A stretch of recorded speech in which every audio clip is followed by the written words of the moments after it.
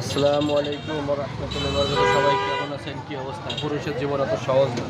পুরুষের জীবন অনেক পরিশ্রমের।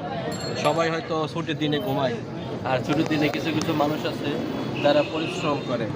কি করবে? বাপ দাদা যদি কিছু না দিয়ে যায়, তো আমাদের তো আমাদের সন্তানের জন্য কিছু না কিছু করতে হবে। এই হলো অবস্থা। যত যাই করেন, পরিশ্রমের ওপর কোনো বিকল্প নাই। মানুষ বলে এত ইনকাম করে খাবে কে?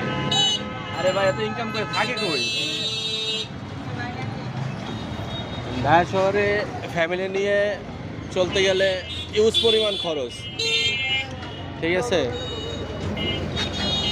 ইউজ পরিমাণ খরচ, সেই খরচ জোগাড় হচ্ছে খুব টাফ।